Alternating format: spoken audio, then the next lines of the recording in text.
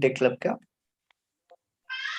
इसमें अभी जो लास्ट 2 क्लासेस हम कंटिन्यू कर रहे हैं आईएसओ की 17025 2017 वर्जन, इसकी रिक्वायरमेंट्स क्या थी और लास्ट हमने इनिशियली के 1 से 3 क्लॉज तक कवर करिए, इम्पार्शियलिटी तक। उसके आगे का हम कवर करेंगे आज, और प्लस आपको मैं कुछ टेस्टिंग से रिलेटेड भी, टेस्टिंग कैसे करते हैं माइक्रोबायोलॉजी वो, और बेसिक लैब से रिलेटेड रिक्वायरमेंट वो भी कवर करूंगा। तो फर्स्ट स्टार्ट करते हैं एक्रेडिटेशन। एक्रेडिटेशन मैंने बताया था मान्यता, किसी चीज को कोई भी लैबोरेटरीज में अगर वर्ल्ड वाइड जो चीजें लैब को एक कॉमन एक्रेडिटेशन फॉर्म है जिसके थ्रू सारी लैब्स को इंटरनेशनली एक कॉमन प्लेटफॉर्म पे लाया गया है। तो पहले इसके बारे में ब्रीफ करता हूँ, फिर अपने मेन टॉपिक पे आएंगे।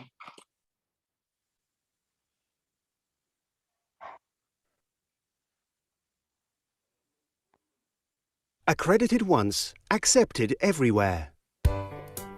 Accreditation bodies deliver confidence in over 90 economies around the world, assuring the competence, impartiality and integrity of conformity assessment bodies across many sectors including agriculture, environment, energy, construction, healthcare, transport, IT and waste management.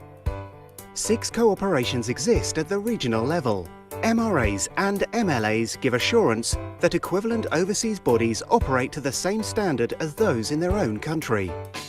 At a global level, ILAC and IAF build on these arrangements by enabling the acceptance of certificates, reports and results issued by accredited organisations. This all creates benefits for government, business and ultimately the consumer. For governments and regulators, the arrangements support the freedom of world trade by reducing technical barriers, enabling economies to be more competitive. For business, they remove the need for multiple testing, inspection or certifications, reducing the cost on business and increasing speed to market. For consumers, they reduce uncertainty by providing confidence in goods and services bought around the world.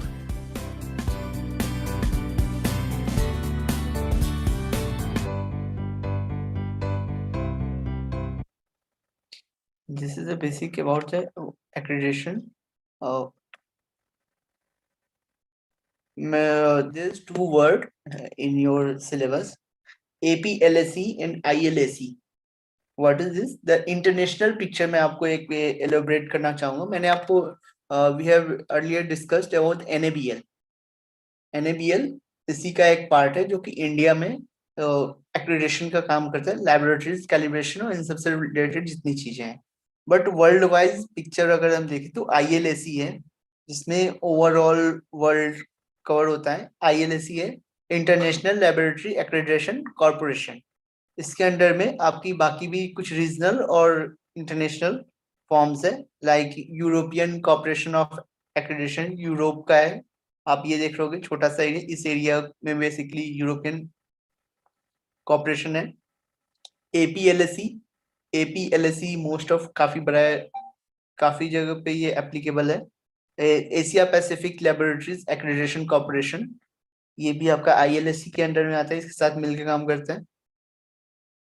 उसके बाद है आपका IAAC inter American accreditation corporation, SADCA southern African development community accreditation, FRAC African regional accreditation corporation, ARAC Arab accreditation corporation. These are the accreditation bodies internationally जो कि overall है, और ये under में आते हैं आपके ILAC, हर जगह एप्लीकेबल है। NABL भी इसी से मान्यता प्राप्त है, और जो भी आपके NABL लैब जो इंडिया में होंगे उनके जो स्टैंडर्ड्स होंगे इन सभी को, और हर जगह वो एप्लीकेबल होंगे ये सारे।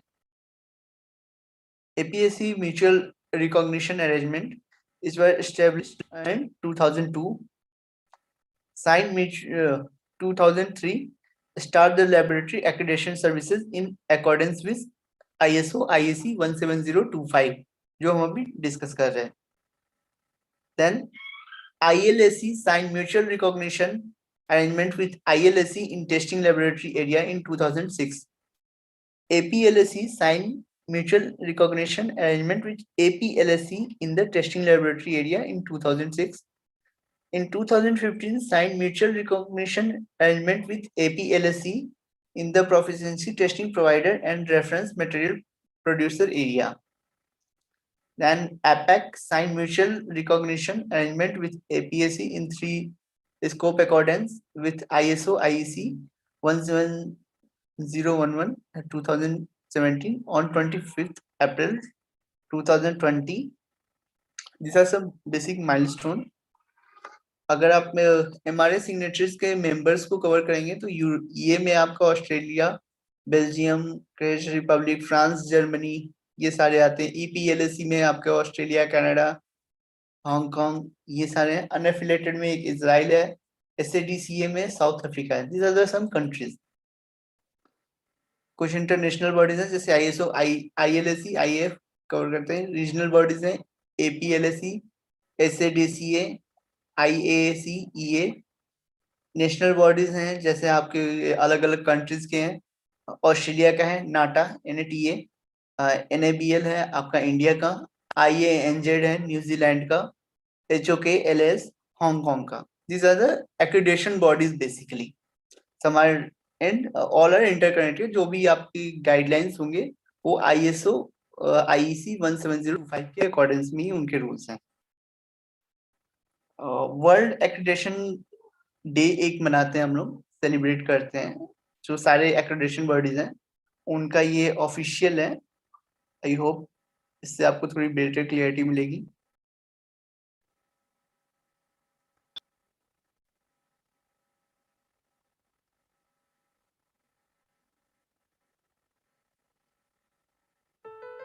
We live in a complex world. Health, welfare, security, and the environment are just some of the complex international issues facing us. For businesses and governments to succeed together now and in the future, accreditation is vital by providing an internationally recognized stamp of approval which can support trade and deliver confidence.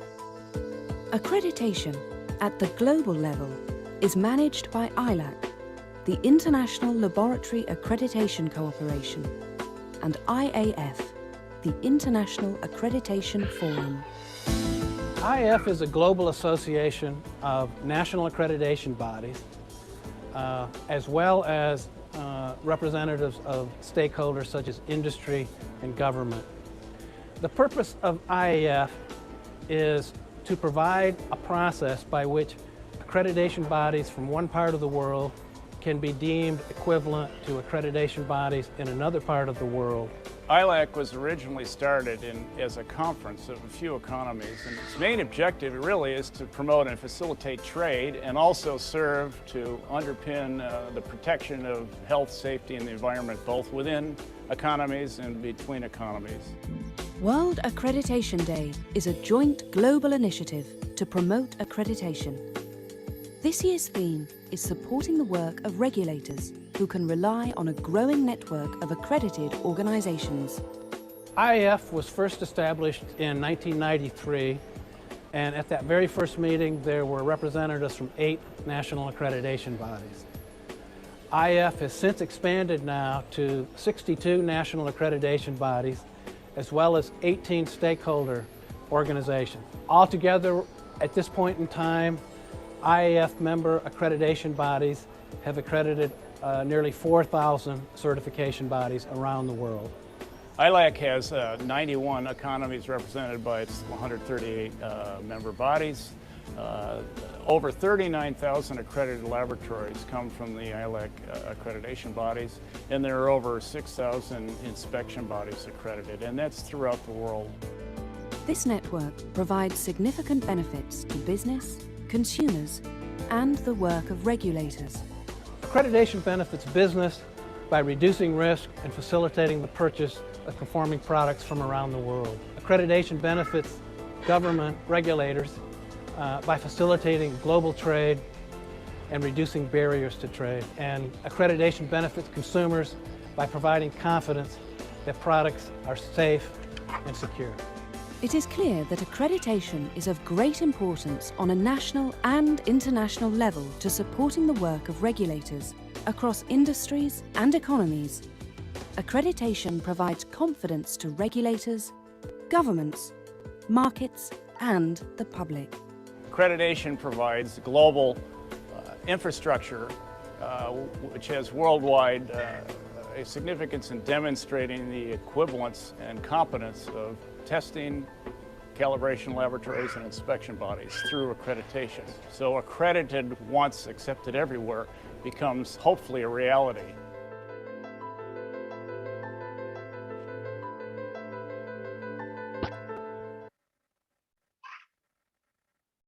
So this is about the accreditation body. Global में ILSE और Asia Pacific ये कहाँ इससे linked है, इसके बारे में था ये. This is the international picture, ताकि आपको एक इंटरनेशनल पिक्चर क्लियर हो कि एक्रेडिटेशन में ISO कहाँ है और किस लेवल पे स्टैंड करते हैं. So now come to the topic. Impartiality तक थर्ड क्लॉज हमने कवर किया था. ये है 4.1 हमने इम्पार्शियलिटी कवर किया था. 4.2 है कॉन्फिडेंशियलिटी. कॉन्फिडेंशियलिटी आप जो भी चीजें कर रहे हो कॉन्फिडेंशियल होना चाहिए. A situation in which you expect somebody to keep information secret. जो भी आपके पर्सन लैब में काम करते हैं, लेबोरेटरी से रिलेटेड ही है, तो वो उनके साथ एक एग्रीमेंट साइन होना चाहिए कि जो भी आप काम करोगे, इवन रिजल्ट्स होंगे, तो वो आप उसको सीक्रेट रखोगे, कभी किसी के साथ शेयर नहीं करोगे. This is also the requirement कि अगर किसी एक इंटिटीज के साथ अगर कोई पर्सन लैब में काम कर रहा है तो वो किसी और लैब में काम नहीं कर सकता है. This is also requirement. और जो भी पर्सन आपके साथ लैब में या किसी भी NABL एक्रेडिटेड लैब में, अगर किसी भी एक्रेडिटेड लैब में अगर काम कर रहे हैं, तो he should sign the confidentially agreement कि कोई भी चीज को वो इवन चाहे वो आपकी टेस्टिंग रेसिपी हो या हो सकता है एक ही लैब में आपके 4-5 कॉम्पिटिटर्स के सैंपल्स आते हो, तो अगला पूछ सकता है पैसे देके, ठीक है आप मेरे कॉम्पिटिटर का कितना रिजल्ट है आप वो बता दो. Might be due to financial benefit और हार्म करने के पर्पज से या एनी रीजन से. तो ये कॉन्फिडेंशियली एग्रीमेंट होता है कि आप कभी भी किसी को कोई इंफॉर्मेशन पास ऑन नहीं करोगे. और कॉन्फिडेंशियल का इतना होता है कि आपका कोई भी इवन स्मार्टफोन भी आपका मोस्ट ऑफ लैब्स में अलाउड नहीं होते. जो भी आपके PC या सिस्टम होते हैं वो भी एप्लीकेबल और अलाउड ही, इवन है भी तो उसमें आप पेन ड्राइव नहीं लगा सकते. और अगर नेट एक्सेस है भी तो आप सिर्फ ऑफिशियल साइट्स ही आप ओपन कर सकते हैं. मैं अगर अपने सिस्टम से ऑफिशियल सिस्टम से कुछ लॉग इन करना चाहूँ तो सोशल नेटवर्क कोई भी ओपन नहीं होगा. ये सारे पॉपअप ब्लॉकर होते हैं. इवन अगर मैं मेल भी भेजना चाहूँ तो वो मेल मैं आउटसाइडर जनरली नहीं अलाउड नहीं होते सभी को. और अगर वो मेल भेजते भी हैं तो जो भी आपके रिपोर्टिंग बॉस है उनको भी CC में बिना आपको की इंफॉर्मेशन की सारी मेल की एक कॉपी आपके रिपोर्टिंग मैनेजर या हेड ऑफ जो डिपार्टमेंट होता है उसको जाता है. वो इसलिए कि सपोज आपने अगर कोई भी इंफॉर्मेशन अगर लीक करने की कोशिश की तो साइड बाय साइड वो इंफॉर्मेशन आपके बॉस को भी जा रहा है, तो वो डायरेक्टली उस पर एक्शन ले सकता है. This is type of confidential buildup कि आप कोई भी इंफॉर्मेशन, कोई भी रिपोर्ट या कोई भी चीज अनऑथोराइज तरीके से किसी भी से भी शेयर नहीं करोगे. इवन कभी भी आपके अगर किसी कस्टमर है आपका, सपोज आप NABL लैब में हो, आपको कोई कस्टमर के सैंपल से पास हो रहा है, फेल हो रहा है, जो भी रीजन है या जो भी रिजल्ट है, आप उसको पब्लिकली शेयर नहीं करोगे. अगर पब्लिकली अगर आप उसको शेयर करते हो किसी भी रीजन से, तो आपको जो पर्सन है या जो एंटिटीज है जिनके सैंपल है उनसे आपको ऑफिशियली परमिशन लेनी पड़ेगी. This is the requirement. When someone says this information is highly confidential, when we understand in simple terms that is keep secret for of information. एक और बेस्ट एग्जांपल देता हूँ. जब भी कोई हमारी स्टैंडर्ड ऑपरेटिंग प्रोसीजर होती है, इवन हमारी टेस्टिंग प्रोसीजर्स हैं, तो कभी भी हम उसको क्या करते हैं, किसी को भी शेयर नहीं करते हैं. अगर हमें कभी किसी को शेयर करना भी होगा तो मास्टर डॉक्यूमेंट कभी भी डायरेक्टली शेयर नहीं करते, हम उसको जब शेयर करते हैं तो उसकी जीरोक्स निकालते हैं, उस पे स्टाम्प लगाते हैं अनकंट्रोल्ड का। आप स्टाम्प सिस्टम समझना है, जब भी कोई एक, सबसे पहले तो मास्टर डॉक्यूमेंट में बताता हूँ, कोई भी डॉक्यूमेंट जो एक आइडियल डॉक्यूमेंट है, लाइक आपके मेन जो आप डॉक्यूमेंट बनाते हो मेन कॉपी, वो साइंड होती है, साइंड होगी ऑलवेज, मिनिमम 3% के सिग्नेचर तो होने ही चाहिए। तो फर्स्ट आपके होंगे जो क्रिएट कर रहा है या जो प्रिपेयर कर रहा है, सेकेंड होगा जो कि उसको रिव्यू करेगा। क्रिएट जो करेगा वो कभी भी अपने काम को रिव्यू नहीं कर सकता, तो रिव्यूअर ऑलवेज उससे सीनियर होगा या कोई सेकंड पर्सन ही होगा। देन ठीक है, अगर आपने बना लिया, सपोज किसी ने चेक भी कर लिया उसमें कोई गलती नहीं है, still it is not a master document. वो डॉक्यूमेंट कब बनेगा, डॉक्यूमेंट बनने के लिए उसको अप्रूव्ड होना चाहिए, और अप्रूव्ड कौन करेगा उसके मैं आगे बताऊंगा कि अप्रूवल के साइन करने के लिए किसी भी डॉक्यूमेंट पे अगर लैब से है तो साइन करने के लिए अप्रूवल की क्या रिक्वायरमेंट है, क्या क्वालिफिकेशन, वो भी स्पेसिफाई किया गया है इस गाइडलाइन में। उस स्पेसिफाई एक्सपीरियंस और क्वालिफिकेशन का पर्सन उस चीज को ऑथोराइज्ड करेगा।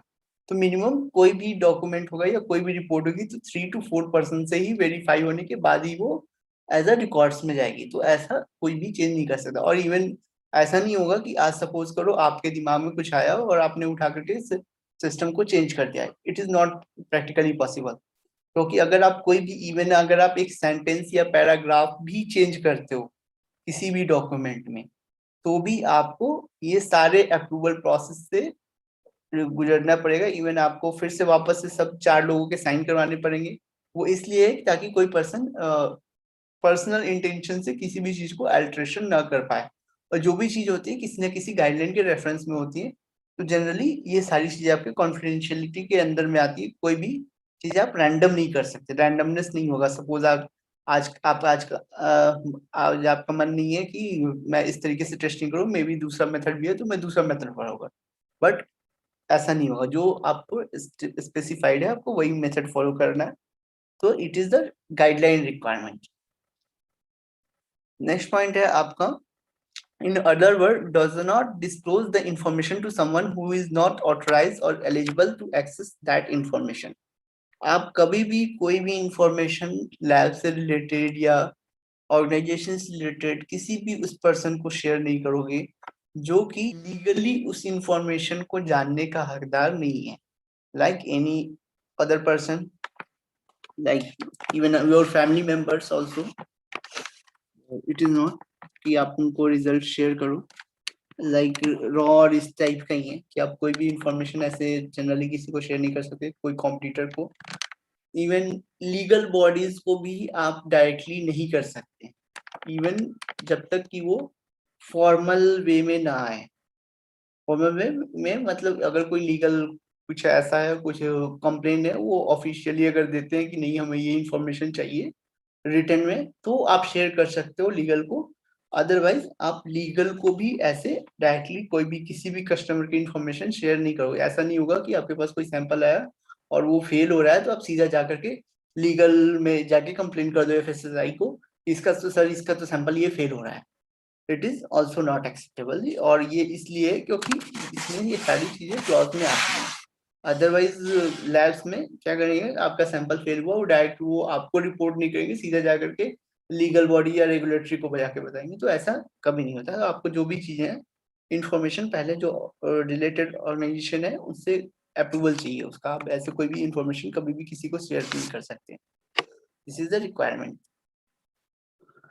The information in the laboratory context may be customer sample test results, your company financial expenses, old test report, disclosure of your company information, or customer data to unauthorized body is called failure confidential। अगर आप कोई भी चीज like customer sample test report, company के आपके कितने expenses आ रहे हैं, कहाँ से आ रहे हैं, पुराने टेस्ट रिपोर्ट, टेस्ट प्रोटोकॉल, कुछ भी अगर शेयर करते हो तो ये इस क्लॉज का वायलेशन होगा। नेक्स्ट है definition, the protection of information to ensure that data is accessible only to authorised person and is not made available or disclosed to unauthorized individuals, entities or process. Example, not to public the customer information, not to release information of one customer to another. एक मैं best example देना चाहूँगा, अभी recently किसी बड़े organisation में ये non compliance का केस आया था. वहाँ के किसी एम्प्लॉयज ने कुछ जनरल इंफॉर्मेशन लाइक वो रिपोर्ट नहीं थी बट कोई डॉक्यूमेंट था, उसके पर्सनल डॉक्यूमेंट ही थे. उसने पर्सनल डॉक्यूमेंट लाइक उसका कुछ पेपर होगा, डीएल या आधार कार्ड इस टाइप का कुछ था, उसने लैब के लैबोरेटरी में जो प्रिंटर होता है उसमें स्कैन करके अपने पर्सनल मेल आईडी पे लाइक जीमेल की जो आईडी होती है उस पे सेंड किया. तो अगर आप ऐसे जनरली देखोगे तो स्कैन करके उसका खुद का आधार कार्ड है वो सेंड कर दिया तो it is not a big deal. But as per NABL accreditation requirement, अगर वो एक्सेस करके अपने पर्सनल मेल आईडी पे सेंड कर देता है तो it is a non compliance. वो क्यों है? और जब वो आप डाटा लॉग देखते हैं, चेक करते हैं ऑडिटर कि आपने क्या क्या सेंड किया, स्कैन किया, तो वो पूरी लिस्ट आ जाती है. और अगर कोई आउटसाइड मेल आईडी है जो कि अनऑथोराइज्ड है तो वो बोल्डली उस चीज को हाईलाइट करते हैं और इस क्लॉज के अंडर में उसका एक्रेडिटेशन जो भी सर्टिफिकेशन है उसको कैंसिल कर देते हैं. तो this is also a case. अभी रिसेंटली हुआ था किसी ऑर्गेनाइजेशन में, उसने जस्ट नॉर्मल अपना ईमेल आईडी पे पर्सनल पे भेजा था. तो इससे ये होता है कि आप ब्रीच कर सकते हो, आप कोई भी इंफॉर्मेशन सेंड कर सकते हो. तो such type of things is also not applicable, acceptable. आपका है 4 क्लॉज नंबर कॉन्फिडेंशियलिटी में 4.2.1. The laboratory shall be responsible through legally enforcement commitments for the management of all information obtained or created during the performance of laboratory activities. The laboratory shall inform the customer in advance of the information it intends to place in the public domain, except the information that the customer make publicly available or when agreed between the laboratory and the customer. Example, for the purpose of responding to complaints or other information is considered proprietary information and shall be regarded as confidential. It is the clause of responsibility. Yes, we are discussing. हम कोई भी information कभी भी किसी को share नहीं कर सकते जब तक कि इवन लीगल में या पब्लिकली कोई भी डाटा को हम शेयर नहीं कर सकते जब तक कि वो एग्रीड ना हो लैब एंड कस्टमर के बीच में. नेक्स्ट पॉइंट आता है laboratory shall responsible for all information. अगर लैब के एंड पे कुछ भी आपका डाटा किसी भी कस्टमर का लीक होता है या पब्लिक डोमेन में आता है या सोशल मीडिया पे एनी हाउ अगर आता है तो lab is fully responsible for that और एक्रेडिटेशन बॉडी इस पे एक्शन ले सकती है. अगर कोई भी कंप्लेन करता है तो उसका वो सर्टिफिकेशन कैंसिल हो जाएगा. Inform to customer in advance to place in public domain. अगर आपको कुछ भी करना है तो पब्लिक डोमेन में आप तो कस्टमर से आपको अप्रूवल लेना पड़ेगा. Laboratory protect the customer information in and property rights. This is the clause 4.2.1. Next है आपका कॉन्फिडेंशियलिटी में 4.2.2. When the laboratory is required by law or authorized by contractual agreements to release confidential information, the customer or individual concerned shall, unless provided by law, be notified of the information provided.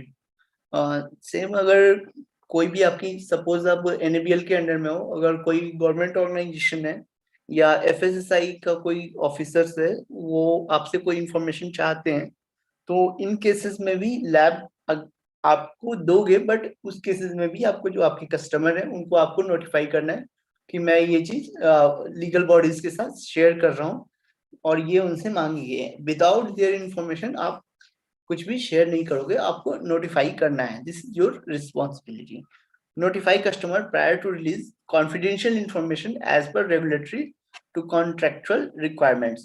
You have to notify first, then you can only release it to public domain or the legal authorities. Your organization receives sample for testing. It is not just come for testing, it's come with customer information, customer trust, customer confidential technology and process parameters. So you should be kept confidential such information. One more important thing कि कोई भी NABL lab में कई बार क्या होता है कि हमारे पेटेंट राइट्स वाले सैंपल्स जाते हैं, जैसे पेटेंटेड प्रोडक्ट है, एज ए FG वो रिक्वायरमेंट होती है FSSI की, आपको एक्सटर्नल लैब में एनालिसिस करवानी है। तो जब आपके पास सैंपल होता है तो आप चाहो तो उसको ब्रेक करके उसकी जो रेसिपी है या कोर कॉम्पिटेंसी है वो आप ट्रैक कर सकते हो या उसको आइडेंटिफाई कर सकते हो, but it is your responsibility कि अब अगर कोई भी आपके पास सैंपल आता है तो उसमें कई सारी चीजें, उसकी ट्रस्ट है, उसकी पेटेंटेड रेसिपीज हैं, और और भी बहुत सारी चीजें जो कि उसकी ऑर्गेनाइजेशन की कोर कॉम्पिटेंसी और कोर रिक्वायरमेंट्स हैं। तो आप कभी भी उसके confidentiality is the main important thing. Otherwise क्या होगा, सपोज आपने कोई पेटेंटेड प्रोडक्ट बनाया है जो कि सिर्फ आपने बनाया है, और it is the basic requirement कि आपको हर 6 मंथ में आपको फाइनल प्रोडक्ट को NABL थर्ड पार्टी लैब में अपने सैंपल को टेस्ट करवाना है, तो आप कभी ना कभी तो किसी लैब में दोगे। But how should you trust कि मैं सैंपल लैब में दे रहा हूँ, वहां पे मेरे पेटेंट राइट्स एप्लीकेबल रहेंगे और वो कभी ब्रेक करके कोई हल्का सा मैनिपुलेट करके कोई थर्ड प्रोडक्ट नहीं बनाएगा, या मेरे कंपटीटर को मेरी कोर रेसिपीज शेयर नहीं करेगा। सो इन सब चीजों के लिए यहाँ पे कॉन्फिडेंशियलिटी की क्लॉज दी गई है, जिसके थ्रू आपकी जो भी बेसिक राइट्स है वो रिजर्व रहते हैं। नेक्स्ट क्लॉज है इसका 4.2.3, information about the customer obtained from sources other than the customer, example complaint regulator, shall be confidential between the customer and the laboratory. The provider source of this information shall be confidential to the laboratory and shall not be shared with the customer unless agreed by the source. This is the clause of information basically. अगर आपको कोई complain आता है तो आप directly जो complain करने वाला है उसकी डिटेल्स आप किसी को शेयर नहीं करोगे. This for this information about customer received from other source shall be kept confidential. Next clause is the 4.2.4. Personnel including any committee member, contractors, personnel of external bodies or individual acting on the laboratory's behalf shall keep confidential all information obtained or created during the performance of laboratory activities except as required by law. This is the clause of personnel. कोई भी person आपका वहां पे lab में, even lab boy है या sweeper है या इवन कोई भी चीजें जो कि वहां पे एक्सेस कर सकता है, वो कोई भी इंफॉर्मेशन किसी भी तरीके से कहीं भी शेयर नहीं करेगा जो कि ऑब्टेन किया गया है as a laboratory from your customer और organization. This is the comes under the clause 4.2.4. All lab personnel and connected individual or agency shall kept information confidential except required by law. You can only share this information अगर by legally आपसे कोई अगर पूछता है या कानून की according अगर रिक्वायरमेंट है, गवर्नमेंट बॉडीज अगर मांगती है तो आप दे सकते हो, अदरवाइज आपको कोई भी इंफॉर्मेशन या कुछ भी शेयर नहीं करना है. That person may be a customer relationship executive, test engineer, authorized signatory, or even report courier agency. These all who are directly or indirectly involved in customer information handling process should follow the confidentiality. They must have signed the confidentiality policy. This is और more important, आप इसमें clause में सारी चीजों को cover कर दिया है, नॉट ओनली द लैब में वर्क करने वाले पर्सन, इवन जो आपके पब्लिक रिलेशन कस्टमर एग्जीक्यूटिव है, टेस्ट इंजीनियर या ऑथराइज सिग्नेटरी, इवन आपके कोरियर एजेंसीज और जो लोग बेसिक कोरियर एजेंसीज हैं जो सैंपल लाते ले जाते हैं, वो सारे भी इसमें कवर्ड हो गए हैं. ये सारे भी कॉन्फिडेंशियलिटी की जो क्लॉज है, एग्रीमेंट है, उसको ये साइन होना चाहिए. साइन और कोई भी एंटिटीज इसको कवर करने के लिए जो भी अगर किसी को हायर करते हैं कॉन्फिडेंशियली एग्रीमेंट इसको साइन करवाना है. दिस इज द रिक्वायरमेंट, ताकि वो उस चीज को कभी भी अनऑथराइज तरीके से शेयर ना करें.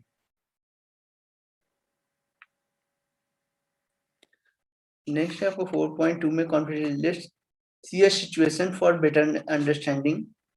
Customer hi Hope you have received our sample, which was sent by government body laboratory. We regularly receive tender samples by government body. Maybe your sample will be there, but I can't disclose you any matter. This should be the answer. Customer, we can lose tender if you don't succeed in required test result. I know my sample is good, but can you tell me other customer sample results after testing? Lab. I'm sorry, sir. We cannot disclose any information regarding to any job expected authorized body or customer. Customer, I am not telling you to change the result. I am just asking to share the result, test result data. What's the problem in that?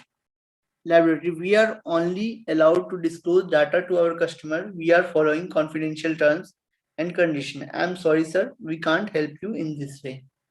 कई ये इसके लिए example है. कई बार क्या होता है कि कुछ टेंडर्स होते हैं जो कि लैब उनके बेसिक सैंपल्स लैब में भेजे जाते हैं, तो लोग इस तरह के इंफॉर्मेशन शेयरिंग के लिए आपको प्रेसाइज कर सकते हैं. हो सकता है कि जो कस्टमर हो वो आपका रेगुलर कस्टमर हो और उसके सैंपल्स आते हो, तो वो अदर की इंफॉर्मेशन आपसे शेयर करना चाहिए ताकि अगर आपको उसको कॉम्पिटिटर के सैंपल्स की रिजल्ट्स से मिल जाए तो उसके लिए बेटर होगा कि उसको टेंडर को इजीली वो पा सके, या तो अपने रेट्स कम रखे या क्वालिटी बेटर रखे या कुछ भी XYZ.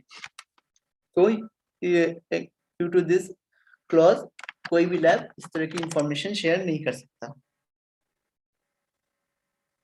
Now come to some change. अगला क्लॉज स्टार्ट करने से पहले something about the basic lab safety, जो कि इंपॉर्टेंट है आपको लैब में सेफ्टी पॉइंट ऑफ व्यू से जब भी आप लैबोरेटरीज में काम करते हो. Smell indirectly by wafting. कभी भी किसी भी केमिकल को डायरेक्टली आपको स्मेल नहीं करना है. This is the Don't basic smell lab chemicals safety. directly.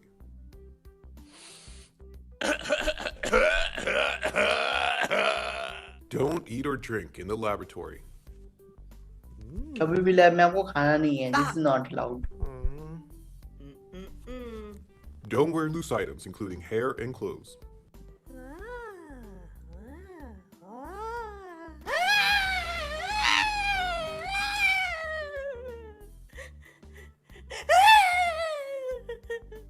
Wear safety goggles.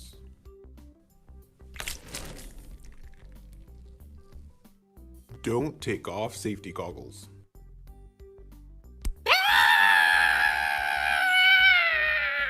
Read instructions before mixing chemicals.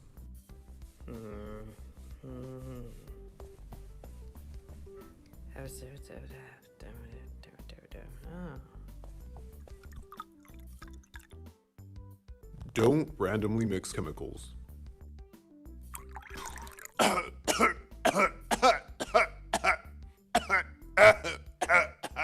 Never pour chemicals back into the original container.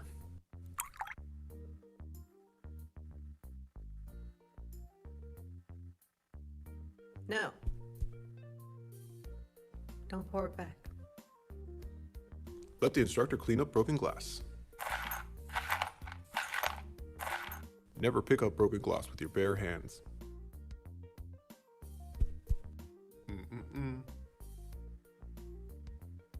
No horseplay in the lab.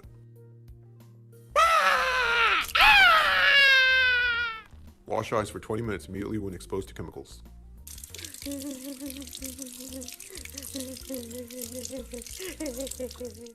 Always be safe in lab.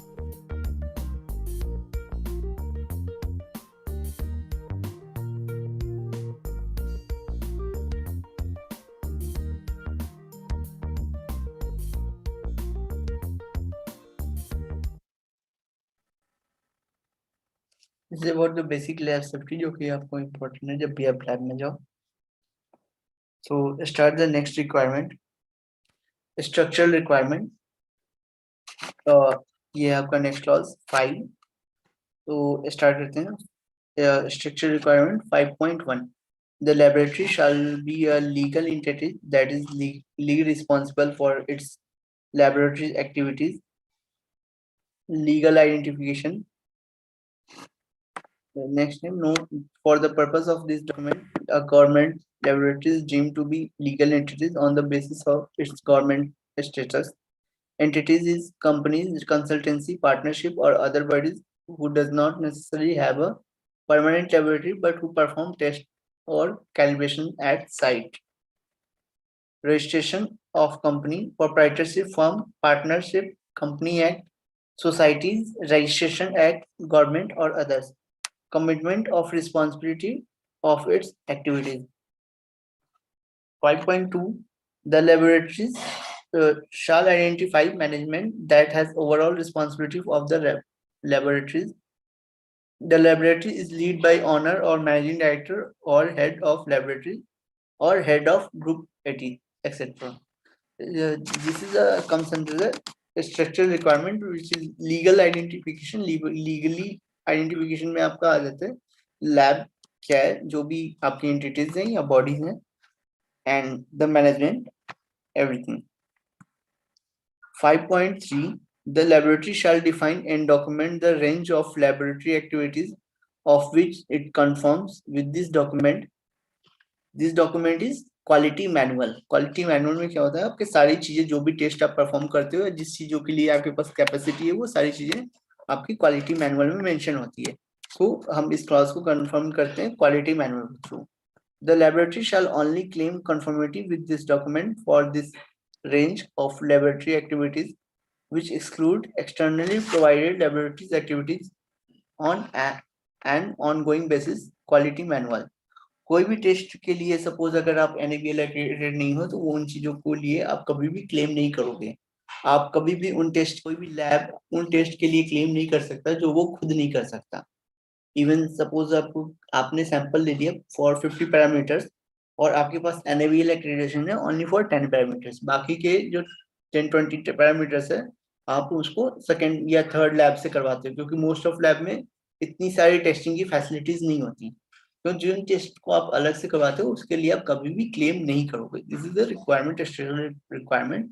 और जो भी test parameters आप करोगे वो सारे आपके quality manuals में होंगे और उसके लिए आप ऑथराइज होगे bye NABL.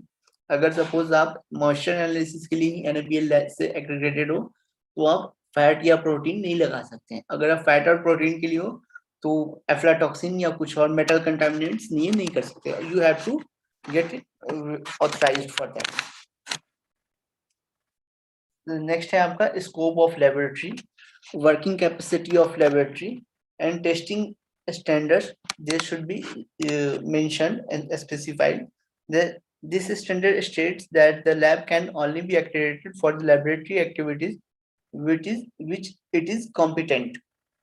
Subcontracting can only be allowed for extraordinary circumstances which may include overworkload, sickness or of personnel, etc. According to this law, अब कभी भी उन टेस्ट के लिए आप अप्लाई कर सकते हो या एक्रेडिटेशन आपको मिलेगा जिसके लिए आप कॉम्पिटेंट हो. फॉर दोज टेस्ट, अगर सपोज आपके पास माइक्रोबायोलॉजी लैब नहीं है या पैथोजन टेस्टिंग की फैसिलिटीज नहीं है तो आप पैथोजन टेस्टिंग के लिए कभी भी आपको एक्रेडिटेशन नहीं मिलेगा और कभी भी उसके लिए आप क्लेम नहीं कर सकते हो. इवन आप कभी भी सिर्फ उस केसेस में सेकंड लैब की अगर एक्रेडिटेशन या हेल्प ले सकते हो. सपोज आपका जैसे लॉकडाउन है या ऐसी कोई सर्कमस्टांसेस है, लाइक ओवरलोड, सिकनेस है, पर्सन है या कोई एनवायरमेंटल कंडीशन है, तो उस केसेस में सिर्फ एप्लीकेबल है, otherwise it is not applicable. Clause 5.4. Laboratory activities shall be carried out in such a way to meet the regulatory requirement of this document. This is the shall requirement. ये ध्यान रखना कि this is the must है. This is not a suggestion. This is a shall requirement to be carried out such a way to meet the requirement of this document. The laboratory, customer, regulatory authority and organization providing recognition. This shall include laboratory activities performed in all its permanent facilities, at sites away from its permanent facilities, in associated temporary or mobile facilities, or at customer facilities. इस clause में है आपका activities of laboratory with requirement, उसको explain किया गया to meet the requirements of this document. जो भी आप करोगे एक्टिविटीज या कुछ होते हैं लैब्स जैसे कि मोबाइल फैसिलिटीज में जाकर के मोबाइल फैसिलिटीज होते हैं या ऑन साइट टेस्टिंग होती है, वो सब भी इसके अंडर में आ जाएंगे. परमानेंट फैसिलिटीज मैं बताऊँ, permanent facilities a testing or calibration laboratory set up at a dedicated location for determined amount of time, like your NABL lab या जो permanent facilities है. साइट टेस्टिंग कुछ चीजें जैसे कैलिब्रेशन होती हैं, कैलिब्रेशन या वैलिडेशन होगा, ये कुछ ऐसे टेस्ट होते हैं जो कि लैब खुद अपने लैब में नहीं करती, वेंडर जो कस्टमर है उनके यहाँ पे साइट पे जाकर के वहां पे चेक करते हैं, लाइक कैलिब्रेशन. तो ऑन साइट टेस्टिंग बोलते हैं इसे. ये सेकेंड टाइप की calibration facility testing, calibration perform by staff of a laboratory और entity at a customer premises or location outside of a permanent laboratory. This is on-site testing. ये आपके lab में नहीं होता, लैब का ही पर्सन होता है जो कि ऑथराइज्ड और ट्रेंड है, वो जाकर के वेंडर या कस्टमर के साइट पे करता है. This is called on-site testing और calibration. थर्ड है आपका mobile facilities. This is the fully equipped self-contained transportable testing or calibration facility capable of performing test calibration under controlled environment condition. आपको याद होगा अभी एक फूड व्हीकल करके एक FSSAI का इनिशिएटिव था जो हमने अभी लास्ट क्लासेस में डिस्कस की थी. This is also a type of mobile facility जिसमें पूरी वैन होती है, टेस्टिंग फैसिलिटीज होती हैं और वो ऑन साइट पे जाकर के it itself a complete lab, पूरा सेटअप होता है कि वो टेस्टिंग कर पाए. तो जिस टाइप की भी लैबोरेटरीज होती हैं. नेक्स्ट है आपका कस्टमर फैसिलिटी. कुछ ऐसी भी होती हैं लैब जो कि कस्टमर की फैसिलिटी को ही एनालिसिस के लिए यूज करती है, खुद की फैसिलिटी वहां पे वो लेके नहीं जाती, उनकी फैसिलिटी में जाकर के टेस्ट करते हैं. तो this is a type and activity on the basis of activity, mobile, on site testing, permanent facilities and customer facilities, जो टेस्टिंग की लैबोरेटरीज की 4 टाइप में डिवाइड किया गया. नेक्स्ट क्लॉज है आपका 5.5. Define the organization and management structure of the laboratory, its place in any parent organization, and the relationship between the management, technical operation, and support services. B. Specify the responsibility, authority, and interrelationship of all personnel who manage, perform, or verify work affecting the results of laboratory activities. C. Document its procedure to the extent necessary to ensure consistent application of its laboratory activities and the validity of result. This is basically based on the structure. कैसे work करेगा, organisation chart and competency matrix. कोई भी जैसे organisation chart होगा तो आपका head होगा, और कोई भी आप टेस्ट करोगे ऑलवेज आप सुपरविजन में करोगे. कोई भी टेस्ट आप परफॉर्म कब कर सकते हो, जब आपके पास सफिशिएंट ट्रेनिंग हो, एक्सपीरियंस हो. अदरवाइज कोई भी टेस्ट आप इंडिविजुअली नहीं करोगे, इवन आप तभी करोगे in under the supervision of any experience person. और कोई भी एक्सपीरियंस पर्सन है तो every work and test should be verified by someone second person and it should be authorized, और at least there should be 2 person, जो doer है और जो रिव्यूअर है, दोनों एक नहीं हो सकता. Organization chart and management structure, role and responsibility of all persons should be defined. आपकी क्या करना है, किस चीज के कौन कौन से टेस्ट के लिए आप कॉम्पिटेबल हो, कौन से टेस्ट आप कर सकते हो. It should be defined by the director, top management, quality manager, HR, head of department, head of group, head of laboratory engineer, technician, etc. Procedure for validity of result of all necessary activities, etc.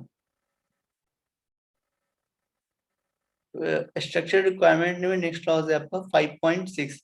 The laboratory shall have personnel who, irrespective of other responsibilities, have the authority and resource needed to carry out their duty, including implementation, maintenance, and improvement of the performance, identification of deviation from the management system or from the procedures for performing laboratory activities. Third, initiation of action to prevent or minimize such deviation. DA, reporting to laboratory management on the performance of the management system and need to improvement. Fifth, ensuring the effectiveness of the laboratory activities. This is basically the represent the authority and resources that आपके lab में sufficient number of resources होने चाहिए, और and authorized person जो authority वो है कैसे आप अपने आप को स्टेबलाइज करोगे, डेविएशंस कैसे फाइंड आउट करोगे, इंप्रूवमेंट्स के, ये सब सारी इसमें आ जाती हैं। Like preventive and corrective action, this is the CAPA. Preventive action क्या होता है, बिफोर कोई चीज अगर होने वाली है तो उसको कैसे रोका जाए, रिस्क आइडेंटिफाई करके, रिस्क बेस्ड थिंकिंग जो हमने लास्ट क्लास में देखा, रिस्क को आइडेंटिफाई किया और होने से पहले उसको रोक दिया। सपोज आप कहीं जा रहे हो तो आप अपनी सेफ्टी के लिए क्या करते हो, हेलमेट पहनते हो या सीट बेल्ट लगाते हो, दिस इज प्रिवेंटिव एक्शन।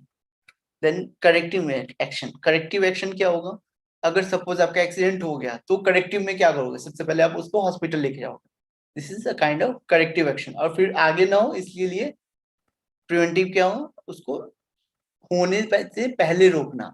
और करेक्टिव हो गया, सपोज अगर हो गया है तो अब क्या करोगे, कोरोना ना हो इसके लिए हम मास्क पहनते हैं, बट अगर कोरोना हो गया देन होम आइसोलेशन, ये जो भी ट्रीटमेंट होगा वो लेंगे। This is the basic different, आपको आगे भी काम आएगा, करेक्टिव एंड प्रिवेंटिव एक्शन। कोई भी अगर मार्केट कंप्लेन या कुछ भी आता है तो उस केस में भी हम कापा लेते हैं, this is called CAPA, CAPA, corrective and preventive action. Corrective action, preventive action. The design personnel would whatsoever named responsible for implementation, maintenance, and improvement of the management system of laboratory shall have successfully undergone 4 days training on ISO IEC 17025 from a reputed institute or any other equivalent training on ISO IEC 1725. This is the basic requirement actually. Structural requirement, clause number 5.7. Lab management shall ensure that communication take place regarding the effectiveness of the management system and the importance of meeting customer and other requirements. Second, the integrity of management system is maintained when changes to the management system are planned and implemented. The change and communication का clause है ये। communication में अगर आप कोई भी चीज, suppose आप SOP में या किसी method में किसी भी चीज में अगर कुछ change होता है, it should be documented and अगर ट्रेनिंग और जो भी रिक्वायरमेंट्स है वो सारी आपको प्रॉपर प्लानिंग, इम्प्लीमेंटेशन, ये सारी चीजें देखनी पड़ेगी। सपोज आपके गाइडलाइन में कोई टेस्ट प्रोसीजर में चेंज होता है तो आपको proper communication end to end person सभी को एक ही चीजें इंफॉर्मेशन प्रॉपर वे में जानी चाहिए। This is basically the clause for communication. The importance of meeting customer as well as regulatory requirement.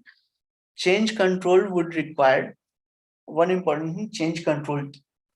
जब भी कोई आप चेंज करते हो, सपोज गाइडलाइन में चेंज हुआ, पर्सन चेंज हुआ या एनवायरमेंट कंडीशन में कुछ चेंज होता है तो आप क्या करोगे, उसके लिए चेंज कंट्रोल भरोगे। अदरवाइज क्या होगा, आपने चेंज तो कर दिया बट उसका रिकॉर्ड नहीं है कि आपने कब चेंज किया, कब से ये चेंज इम्प्लीमेंटेड है। सपोज आपके प्रधानमंत्री चेंज हो गए तो वो जब जिस डेट से वो चेंज हो जाएंगे उस दिन से वो प्राइम मिनिस्टर नहीं है, बट देन उनके बाद अगर वो कुछ भी साइन करते हैं, कुछ भी ऑर्डर देते हैं, then that order is not applicable. और सपोज कोई नया पर्सन आता है तो वो किस डेट से शपथ लेगा, सपोज जिस दिन से वो अपने रोल एंड रिस्पॉन्सिबिलिटी ले रहा है या इफेक्टिव है, इफेक्टिव डेट बोलते हैं बेसिकली, कब से वो इफेक्टिव है वो इम्पोर्टेंट है। तो इन सब चीजों को पता कैसे चलेगा, तो लैब में इन चीजों के लिए क्या होता है, डॉक्यूमेंट करते हैं इन सब चीजों को। और कोई भी चेंज इवन सिस्टम में या नॉर्मल भी चेंज हो या बड़ा हो, मेजर हो, माइनर हो, क्रिटिकल हो, उसके लिए चेंज कंट्रोल का डॉक्यूमेंट होता है। चेंज कंट्रोल क्या है, एक डॉक्यूमेंटेड प्रोसीजर है। सपोज आपको चाय बनानी है, चाय बनाने की आपको रेसिपी में चाय पत्ती डालते हो फिर चीनी डालते हो। अब आपने चेंज किया कि नहीं ये रेसिपी अच्छी नहीं है, मुझे चीनी पहले डालनी है, चाय पत्ती बाद में डालनी है, तो उसके लिए आपको क्या करना होगा, एक रिटर्न प्रोसीजर को चेंज करोगे, उसको एक डॉक्यूमेंट नंबर दोगे, चेंज कंट्रोल फॉर्म भरोगे। उस चेंज कंट्रोल प्रोसीजर्स पे आपको जो ऑथराइज बाई है, जो हेड ऑफ डिपार्टमेंट है, वो साइन करेंगे, वो ऑथराइज करेंगे उस चीज को, और वो बोलेंगे कि ठीक है अब हमने ये वेरीफाई कर लिया, इसमें कोई प्रॉब्लम नहीं, आप इस चीज को चेंज कर सकते हो और ये चेंज इस डेट से इफेक्टिव होगा। जैसे गवर्नमेंट की गाइडलाइन आती है ना कि ये रूल्स आपकी 1 जून से स्टार्ट होगी, इस टाइप से होगा। वो पुराना भी जो रिकॉर्ड्स होगा चेंज कंट्रोल को, वो सारे कंट्रोल करके रखे जाएंगे। It should be not random. Ensuring carefully planning of the nature of timeline of for the changes, कितने टाइम में आप चेंज करोगे, determining the impact and outcome of such change, ensuring adequate resources are available to implement the change, top management authorisation आपको बताया, change deployment and follow up, change किया कि वो implement हुआ भी नहीं, review of QMS by the top management after the change is affected. After the change, it should be also requirement कि जो चेंज आपने किया वो इम्प्लीमेंट हुआ है और उसकी इफेक्टिवनेस है भी या नहीं. सपोज आपने कुछ बेटर के लिए किया है और वो इम्प्लीमेंट इफेक्टिव है नहीं है, ये कैसे पता चला? So it should be monitor also.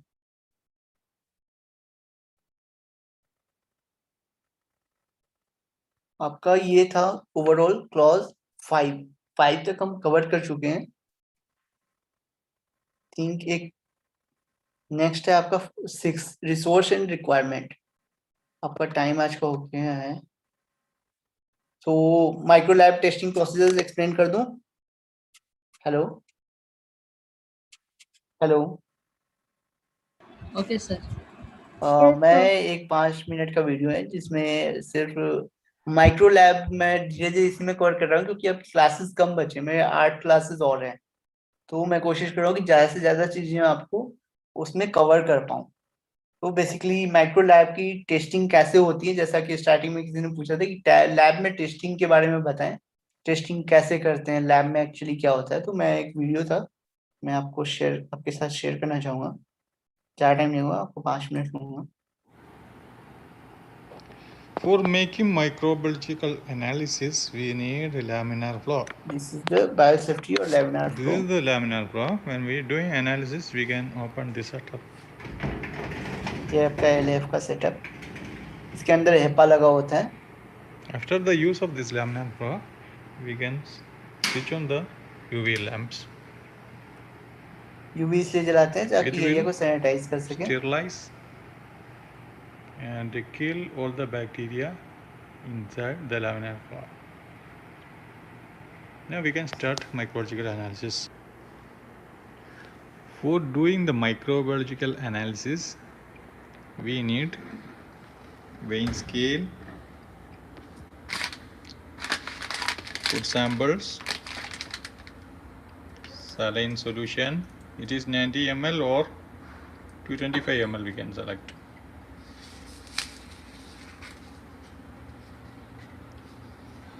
Flame, we can adjust the flame. It is the gas lamp or the spirit lamp we can use.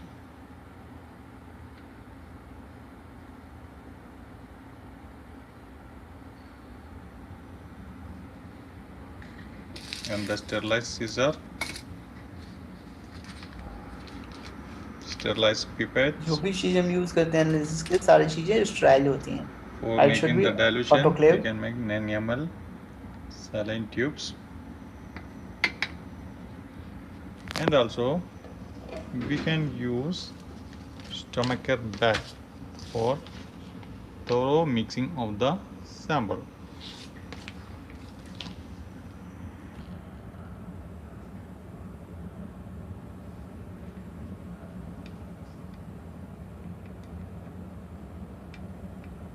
Now we can start the microbiological analysis. First we will take the stomacher bag.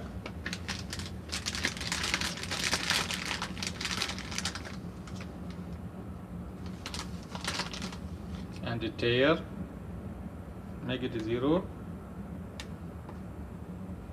Take the food sample. Take 10 grams. Food sample. This is the cake. And use the sterilized scissors. Use the sterilized scissor. Before using, we can once again sterilize used by the flame.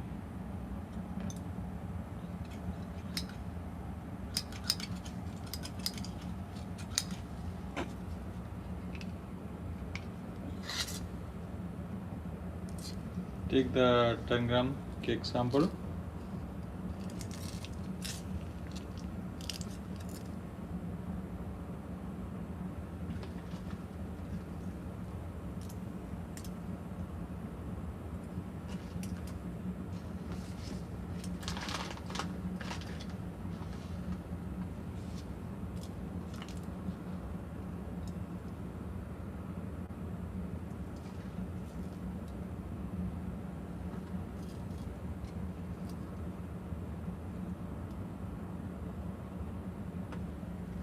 Don't touch the sample ये this is the most important, कभी भी आप analysis in के the time में हाथ या sample को LF से बाहर नहीं लाओगे hands और or कभी भी unhygienic. कई जगह पे टच नहीं करोगे, अदरवाइज आपने टच किया तो आपकी Instrument. एनालिसिस फेल हो जाएगी।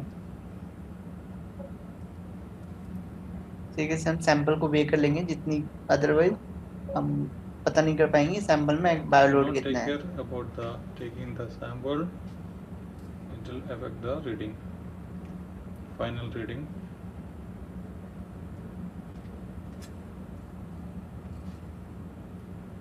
Now the sample is the 10 gram.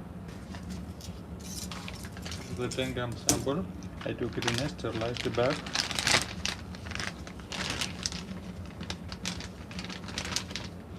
Then I took saline solution. It is the 90 ml. 1:10 का रेशियो बनाते हैं ऑलवेज। तो हम जब डाइल्यूशन और फैक्टर लगाएंगे, एनालिसिस प्लेट काउंट करेंगे तो काम आता है। Just So show it should be near the neck of 25 the saline gram or solution, near 90 is in to the 10. flame, and pour into the stomacher bag the 90 ml saline solution. Now we have 10 gram sample and 90 ml saline solution. It is the 1:9. Thorough mix this sample. Actually ये हाथ से कर रहा है, otherwise स्टोमकर bag होता है, Thoroughly उससे mix इसको the मिक्स करते sample हैं। by pouring into the conical flask. Sterilized conical flask, what we used before for the saline.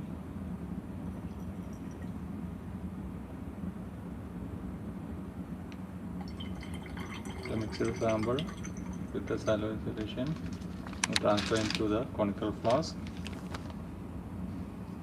and just assure the neck of the working flame, and it is closed by the cotton. Now this is our sample solution. From this 1 ml sample I will take by pipette and will transfer to the saline tube for making the dilution.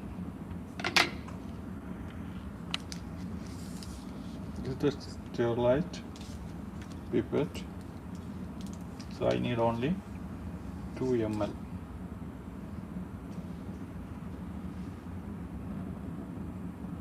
For pouring, this is the 2 ml pipette.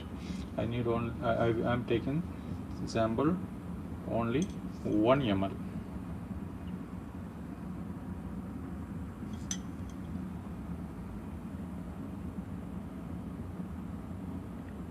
This is the old pipette actually. अब तो बोरोसिल के auto pipette आ जाएंगे काफी, तो आपको ऐसे manual pipettes की जरूरत नहीं पड़ती।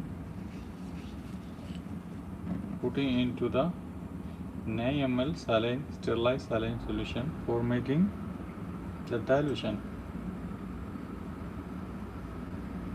Is transferred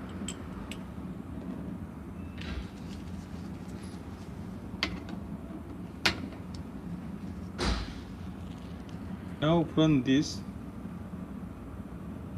saline tube 0.1 ml we will take and will transfer to the media. It is the MSA media, mannitol salt agar.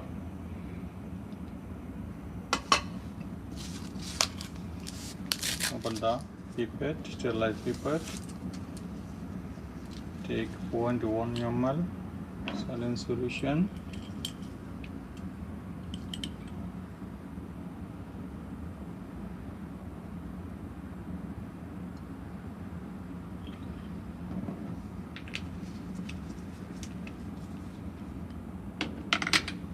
And 0.1 ml transfer into the media plate.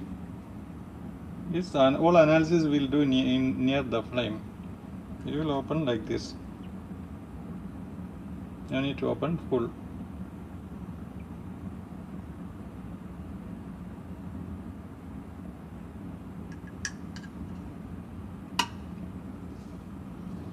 Now I will transfer 0.1 ml into the plate and just spread this 0.1 ml sample solution Actually, inside the he's plate. spreading You can in other use way. Other you can some use instrument for LC the spreader. spreading, sterilite instrument. आप L से पे Otherwise, spreader आता है उसे easily आप spread yes, कर you सकते can हो, अदरवाइज पोर प्लेट कर सकते हो, spread like this पहले by सैंपल hand. डाल के आप मीडिया पोर कर सकते हो बाद में.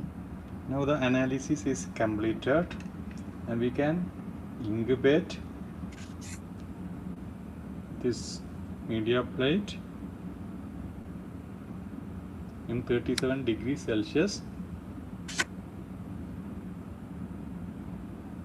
48 hours. This just actually for Just to SRS. keep it this media in the laminar flow until the sampled solution 0.1 ml until dry. After dry, we can take it inside the incubator and keep for incubation.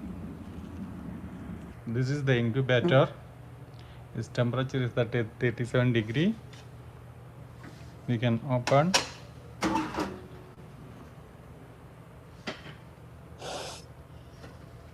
And keep it inside the incubator, this plate in the inverted position. Always plate को हम लोग inverted में रखते हैं, कभी भी सीधा नहीं So करते it हैं. will keep 37 degree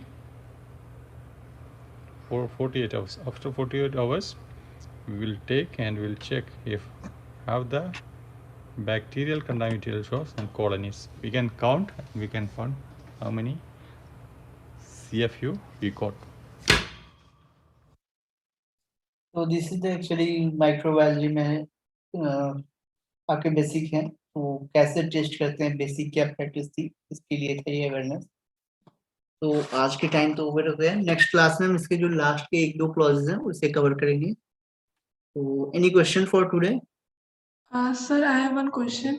sir microbiology में सर जो बैग यूज किया था सर उसका एग्जैक्टली नाम क्या होता है इसमें सैंपल मिक्स किया था? मैं बता रहा हूँ, स्टोमकर बैग बोलते हैं उसको. स्टोमकर बैग क्यों यूज करते हैं? कभी भी जब आप फूड के सैंपल्स होते हैं तो आप डायरेक्टली उसने किया था, हाथ से किया था, वो हाथ से नहीं करते हैं. स्टोमकर एक इक्विपमेंट होता है, जस्ट लाइक अ बॉक्सिंग देखा है, जो बॉक्सिंग पंचिंग बैग होता है ना, वैसा पंचिंग बैग टाइप का होता है. तो ये स्टोमकर बैग में क्या होता है, इसमें दो तीन टाइप के स्टोमकर बैग होते हैं. एक तो ये होता है कि आप इसमें सैंपल डाल दिया प्लस डाइल्यूशन डाल दिया, और पंचिंग बैग टाइप का होता है, उसको इस बैग को आप सीधा लगा दोगे और वो स्ट्राइल होता है, वो पंच मारता है इस पे. पंच मतलब उसको प्रेस करता है वन बाई वन, वो इक्विपमेंट होता है, कभी मैं दिखाऊंगा. तो वो उससे क्या होता है कि जब प्रेस करता है कंटिन्यूस बैग में, इस बैग की स्ट्रेंथ अच्छी होती है. दो रीजन है इसके यूज करने का. एक तो ये स्ट्राइल होता है, तो कोई माइक्रोबायोलॉजिकल कंटामिनेशन ऐड नहीं करता.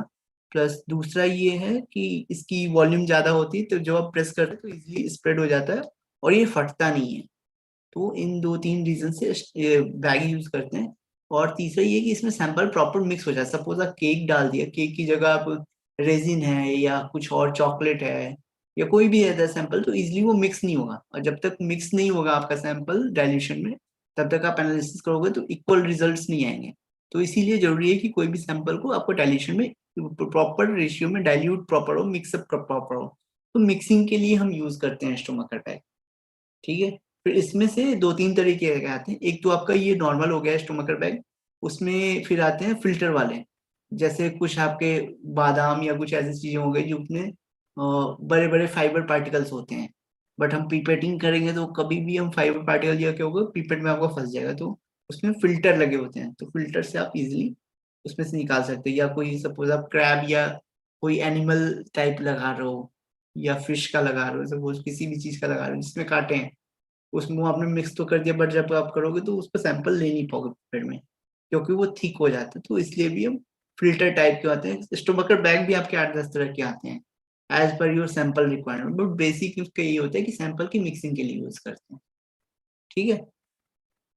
एंड सर एक और चीज कि सर जो पिपेट हम लोग यूज करते हैं जो मैनुअल नहीं होते, जो दूसरे वाले जो जिसमें हम स्मॉल मतलब जो ट्यूब्स लगे रहते हैं आगे, so sir after the use sir उसे डिस्कार्ड कर देते, तो सर हम उसे मतलब लैमिनर एयर फ्लो के पास एक डस्टबिन रखा रहता है उसमें हम डिस्कार्ड करते हैं, या फिर उनको एक सेपरेटली किसी चीज में डिस्कार्ड करते हैं ताकि हम उसको वापस रीयूज कर सकें ऑटोक्लेव करके?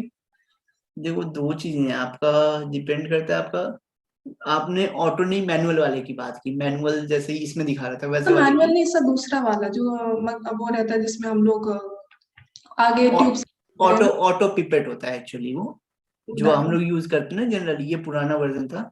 ऑटो पिपेट होता है, उसमें आप वॉल्यूम सेट कर देते हो, आप सक करते हो, फिर उसको रिलीज करते हो, उसको जो टिप होता है, सिर्फ टिप आप डिस्कार्ड करते हो, टिप को उसको रीयूज नहीं करते, टिप को। टिप आइडियली डिस्कार्ड ही करते हैं क्योंकि रीयूजेबल होता है, उसकी कॉस्ट भी ज्यादा नहीं है, प्लास्टिक की टिप होती है, वंस यूज होती है वो। सर ठीक है, मतलब कंप्लीटली डिस्कार्ड कर देते हैं? हम लोग तो कम्प्लीटली ही करते हैं।